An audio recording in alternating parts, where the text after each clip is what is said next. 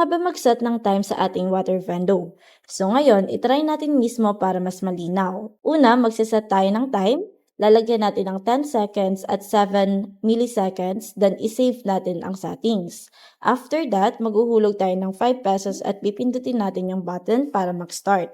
Ngayon, kung mapapansin ninyo, hindi na natin nakita yung 7 milliseconds sa display. Bakit? Kasi ito ay 0.007 seconds. Sobrang bilis, halos instant, kaya hindi na talaga siya napapansin sa actual operation. So kung ang target time nyo talaga ay 10.7 seconds, ang tamang value na kailangan nyong iset ay 700 sa milliseconds. Hindi 7, kundi 700. So i-try natin ulit.